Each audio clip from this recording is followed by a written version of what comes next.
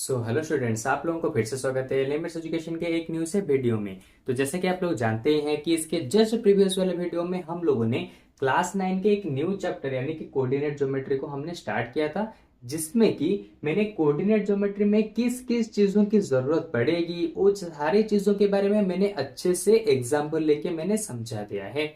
Okay. तो अगर अभी तक आप लोगों ने उस वाले चैप्टर को नहीं देखा, सॉरी उस वाले वीडियो को नहीं देखा, तो जल्द से जल्द देख लीजिए। नहीं तो आज के इस वाले वीडियो में हम जो करने वाले हैं एक्सरसाइज 3.1, तो इस चीज को आप समझ नहीं पाएंगे। ओके। अच्छा, तो देखो एक्सरसाइज 3.1 में पहला वाला क्वेश्चन क्या दिया है, इसमें बस अब हमें दो ही क्वेश्चन ही करने हैं। ये है फर्स्ट क्वेश्चन, ये है सेकंड क्वेश्चन। और सेकंड क्वेश्चन का जो गिवन पार्ट है वो बहुत बड़ा है, अगर उसको लिखने जाऊंगा ये तो ये बोर्ड ही कम पड़ जाएगा। इसीलिए जो चीजें हमें चाहिए मैंने इसको लिख दिया है, और बाकी जो चीजें चाहिए होगी वो मैं तुम्हें बुक से पढ़ के डायरेक्टली समझा दूंगा अभी। ओके। तो देखो पहले वाले क्वेश्चन में दिया है, how will you describe the position of a table lamp on your table to another person. अगर तुम्हारे पास एक टेबल लैंप है और ये एक टेबल के ऊपर रखा हुआ है, तो तुम दूसरे आदमी को कैसे समझाओगे कि तुम्हारा टेबल लैंप एग्जैक्टली किस जगह पर है। ओके। तो तुम कैसे समझाओगे, हमेशा याद रखो किसी भी चीज को उसके प्लेस कहां पर है यानी कि वो कहां पर है उसको समझाने के लिए हम कोऑर्डिनेट ज्योमेट्री का यूज करते हैं, यानी कि इसके कोऑर्डिनेट्स को यूज करेंगे। ये किस जगह पे है उस कोऑर्डिनेट्स को यूज किया जाएगा, तभी जाके हम पर्टिकुलर बता सकते हैं कि वो वाली जगह कहां पे रखी हुई है। इसी चीज को बताने के लिए हम कोऑर्डिनेट ज्योमेट्री यूज करते हैं कि कौन सी चीज कहां पर है, कितने डिस्टेंस में है, उसकी एक्यूरेट डिस्टेंस बताने के लिए हम यूज करते हैं कोऑर्डिनेट ज्योमेट्री। ओके। अच्छा देखो, सबसे पहले यहाँ पे क्या दिया है, मैंने यहाँ पे ले लिया ये वाला एक्सिस, ये वाला एक्सिस यानी कि एक्स एक्सिस और वाई एक्सिस मैंने ले लिया। ओके। और यहाँ पे मैंने एक टेबल भी ड्रॉ कर दिया और एक टेबल लैंप भी ड्रॉ कर दिया।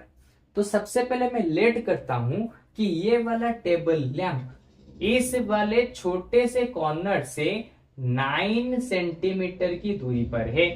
ओके। और सेम चीज इस वाले साइड से ये वाला 3 सेंटीमीटर की दूरी पर है। ओके।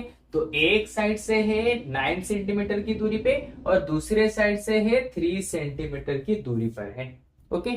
तो अभी देखो हम इसको कैसे प्रेजेंट करेंगे, मैंने इस दोनों नंबर को लेट करके लिया है। ओके। इस दोनों नंबर को देखो मैंने लेट करके लिया है। अगर मैंने लेट करके लिया है तो मैं यहाँ पे क्या लिखूंगा, तुम यहाँ पे चाहो अपने हिसाब से कोई भी नंबर को लिख सकते हो, क्योंकि बिना नंबर्स के इसके पोजीशन को बताना बहुत ज्यादा मुश्किल है यानी कि इम्पॉसिबल है। ओके। तो इसीलिए इसके पर्टिकुलर जगह कौन होगा उसको बताने के लिए हम नंबर्स का यूज करेंगे, और उन नंबर्स को यूज करके इसके कोऑर्डिनेट्स को लिखेंगे यानी कि इसकी जगह की कोऑर्डिनेट्स को लिखेंगे। ओके। तो यहां पे मैं लिखूंगा the place of the table lamp on table is, coordinate हो जाएगा 9,3। अब तुम पूछोगे सर कैसे, देखो मैंने इसके पिछले वाले क्लास में कब कहा था, कोऑर्डिनेट्स लिखते टाइम सबसे पहले हम x का वैल्यू लिखते हैं। तो यहाँ पे x का वैल्यू कौन होगा, तुम्हें लग रहा होगा 3 होगा, नहीं, x के साथ पैरेलल कौन है, ये वाला। तो इसके मतलब x की जगह पे हम 9 को रखेंगे जो कि हमने रखा है। y के साथ पैरेलल कौन है, ये वाला लाइन, तो इसका मतलब y की जगह पे हम इस वाले को रखेंगे जो कि हमने रख दिया। देखा कितना सिंपल है। अच्छा, ये हो गया नंबर 1 का आंसर, बस इतना ही करना है और कुछ नहीं। इतने सिंपल से क्वेश्चन से मतलब इतना सिंपल ही तरीके से तुम करोगे तो ये पूरा का पूरा आंसर तुम्हें आ जाएगा, और कुछ भी नहीं करना। ठीक है। लेकिन उससे पहले तुम चाहो तो लिख सकते हो, late the table lamp is away from the one side is 9 centimeter and away from the another side is 3 centimeter। इस तरह से करके तुम डायग्राम बनाकर भी दिखा सकते हो, तभी जाके इस तरह के आंसर को, इस तरह के क्वेश्चन को किया जाता है। ओके। और फिक्र मत करो, इस तरह का क्वेश्चन मतलब कि एग्जाम में आता ही नहीं है। ओके, तो इसीलिए इस तरह का क्वेश्चन इसने दिया है। बिल्कुल ही एग्जाम में आता नहीं है, बस तुम्हारे डाउट्स को क्लियर कर सकूं इसीलिए मैंने इसको समझाया। ठीक है। अच्छा, यहाँ पे देखो नंबर 2 में क्या दिया है। यहाँ पे क्वेश्चन बहुत बड़ा था इसलिए मैंने इस क्वेश्चन को नहीं लिखा। ठीक है, बस ये छोटे छोटे जो चाहिए उसको मैंने लिख दिया। तो यहाँ पे नंबर 2 में उसने कहा है, ओके मैं बुक को पढ़ के यहाँ पे इजीली तुम्हें समझा देता हूं कि उसने सबसे पहले यहाँ पे क्या कहा है। ठीक है, देखो इसने सबसे पहले कहा है यहाँ पे 2 मेन रोड से, 2 मेन रोड से, एक रोड है नॉर्थ टू साउथ, दूसरा वाला रोड है वेस्ट टू ईस्ट। ठीक है, और इन दोनों रोड्स को लग के 5 अलग अलग स्ट्रीट्स यहाँ पे बनाई गई है। देख रहे हो, 1 स्ट्रीट 1, ये स्ट्रीट 2, स्ट्रीट 3, स्ट्रीट 4, स्ट्रीट 5। उसी तरह से इस वाले रोड के लिए भी पैरेलल 5 अलग अलग स्ट्रीट बनाए गए हैं, street 1, street 2, street 3, street 4, street 5। Okay, तो इसने कहा है कि अगर ये सारी स्ट्रीट्स इस तरह से बनाई गई हैं तो ऑब्वियसली चीज है, अगर स्ट्रीट बनी है तो यहाँ पे चौराहा तो देखने को मिलेगा, यानी कि क्रॉस स्ट्रीट। इस वाले लाइन को, इस वाले पॉइंट को बोलेंगे क्रॉस स्ट्रीट। जब दो स्ट्रीट आपस में इंटरेक्ट करती हैं तो वहां पे क्रॉस स्ट्रीट हमें मिलता है। तो उसने कहा है कि how many cross streets can be referred as 4,3, यानी कि 4,3 वाले कितने क्रॉस स्ट्रीट्स होंगे। तो उसको समझाने से पहले हमें थोड़ा सा एक गिवन पार्ट देखना होगा जो क्वेश्चन में दिया है। क्या दिया है देखो, the second street running in the north south, north south की सेकेंड स्ट्रीट, ये है फर्स्ट स्ट्रीट, ये है सेकेंड स्ट्रीट, यानी कि इसकी बात कर रहा है।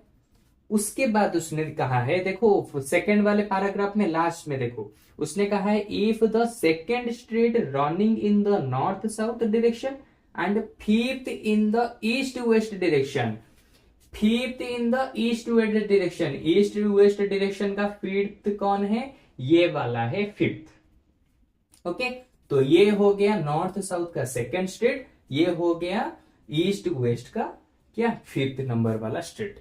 तो ये दोनों हमें पता चल गए। अच्छा, अभी देखो north south and fifth in the east west direction meet at some crossing, then we will call this cross straight 2,5, यानी कि ये वाला स्ट्रेट और ये वाला स्ट्रेट जहां पे मीट करते हैं उस वाले को कहेंगे हम 2,5, और इसी को कहा जाता है कोऑर्डिनेट्स। ठीक है, क्योंकि इस वाले क्रॉस स्ट्रेट को बताने के लिए हमने किसका यूज किया, कोऑर्डिनेट्स का यूज किया, और ये कोऑर्डिनेट ऑलरेडी उसने गिवन दिया है। ओके, अच्छा देखो इसको यूज करके हमने क्रॉस स्ट्रेट को, पहले उसने जो गिवन क्रॉस स्ट्रेट दिया था उसको हमने मार्क कर दिया। तो इसी कोऑर्डिनेट्स की मदद से हम इन सभी के नंबरिंग कर सकते हैं, सभी स्ट्रेट्स को। देखो 2 कहां पे लिखा जाएगा, ये x का कोऑर्डिनेट है, तो x का कोऑर्डिनेट है, इसका मतलब x एक्सिस ये वाला हम पकड़ते हैं। ओके, तो ये हो जाएगा 1 और ये हो जाएगा 2। तो देखो 2 दिया था, इसी लाइन में 2 आ गया, तो इसका पिछला वाला 1 हो जाएगा, ये हो गया 2, ये हो जाएगा 3, ये हो गया 4, ये 5, सिंपल। अच्छा, उसी तरह से देखो 5 कहां पे लिखते हैं, 5 लिखा जाता है y एक्सिस के ऊपर, तो ये वाला y एक्सिस हमेशा होता है ना एक्स वाई कोऑर्डिनेट में, तो ये हो जाएगा y एक्सिस। तो y एक्सिस में 5 कहां पे लिखेंगे, सिंपल सी चीज है, ये है 5, तो अगर ये 5 है तो ये 4, ये 3, ये 2, ये हो जाएगा हमारा 1। तो देखो हमने नंबरिंग कर दिया, उसने जो गिवन दिया था उसी को यूज करके हमने यहाँ पे नंबरिंग किया है। ओके, तो अब इसी की मदद से हम निकाल सकते हैं कि यहाँ पे कितने क्रॉस स्ट्रेट्स बनेंगे जिनका कोऑर्डिनेट होगा 4,3। ओके, तो क्योंकि हमने यहाँ पे नंबरिंग कर दिया तो अब इजीली बता सकते हैं। ठीक है, तो फर्स्ट वाले का आंसर क्या होगा लिखेंगे, सेकेंड वाले का आंसर क्या होगा लिखेंगे। फर्स्ट वाले में कहा है कि यहाँ पे कितने क्रॉस स्ट्रेट्स मिलेंगे जिनका कोऑर्डिनेट होगा 4,3। 4,3 यानी कि 4 यानी कि ये एक्स एक्सिस में है, तो एक्स एक्सिस में 4 यहाँ पे, तो यहां से हमें ऊपर जाना है। उसके साथ वाई एक्सिस में 3, तो वाई में 3, तो देखो इस तरफ और इस तरफ, तो इस तरफ जाएंगे और इस तरफ जाएंगे, तो यहाँ पे बस एक ही पॉइंट मिलेगा जो कि होगा 4,3, और कहीं पे हो ही नहीं सकता, क्योंकि एक्स एक्सिस में 4 एक ही बार दिया है और वाई एक्सिस में 3 यहाँ पे एक ही बार दिया है। तो जब दोनों लाइन इंटरसेक्ट करेंगे तो वहां पे आएगा 4,3। तो इसका मतलब 4,3 तो बस एक ही बार आएगा। तो इसने पूछा है हाउ मेनी क्रॉस स्ट्रेट्स, तो यहाँ पे लिखना है 1 क्रॉस स्ट्रेट्स। आंसर खत्म। अगर चाहो तो पूरा लिख सकते हो, 1 cross straights can be referred as 4,3। तुम चाहो तो पूरा भी लिख सकते हो, मैं बस छोटा सा करके लिख रहा हूं क्योंकि ये बहुत ही इजी क्वेश्चन है और एग्जाम में भी इस तरह के क्वेश्चन आते नहीं है इस, ठीक है। अच्छा, सेकंड क्वेश्चन में दिया है how many cross straights can be referred as 3,4। 3,4 के ऊपर किसने क्रॉस स्ट्रेट्स होंगे, तो 3 ये पहले लिखा है, इसका मतलब 3 को देखेंगे एक्स एक्सिस के ऊपर, तो एक्स एक्सिस के ऊपर 3 को देखेंगे तो ये ऊपर जा रहा है इस तरह से। अच्छा, यहाँ पे और किसको देखना है, इसमें से कोई एक स्क्वायर तो चाहिए ना, ये स्क्वायर होगा या ये स्क्वायर होगा या ये स्क्वायर होगा या फिर ये स्क्वायर होगा। इसको देखने के लिए हम सेकेंड वाले नंबर को देखेंगे। सेकेंड में दिया है 4, तो y के ऊपर 4 है ये वाला, तो x के लिए 3, y के लिए 4। तो देखो 3 और 4 इस तरह से जाएंगे तो इंटरसेक्ट करेंगे यहां पे, तो ये हो जाएगा हमारा 3,4 वाला स्ट्रेट।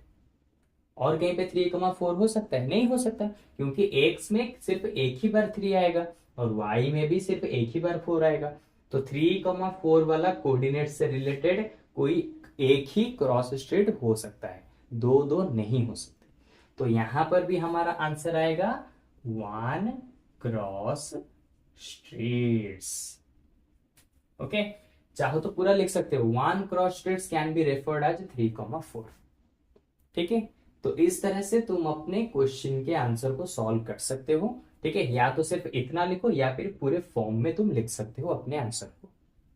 ओके, तो लो ये हो गया हमारे एक्सरसाइज 3.1 के दोनों क्वेश्चन के आंसर, जिनको मैंने बहुत ही अच्छे से यहाँ पे समझा दिया। लेकिन अगर फिर भी तुम्हें इनके ऊपर कोई भी डाउट है और तुम मेरे साथ डायरेक्टली लाइव क्लासेस के दौरान बात करके अपने डाउट्स को क्लियर करना चाहते हो, तो सिंपली हमारे वेबसाइट के ऊपर जाओ और वहां पे हमारे फ्री लाइव क्लासेस को ज्वाइन कर लो, जहां पे मैं तुम्हारे साथ डायरेक्टली बात करूंगा और तुम्हारे जितने भी डाउट होंगे उनको लाइव क्लासेस के दौरान सॉल्व कराऊंगा।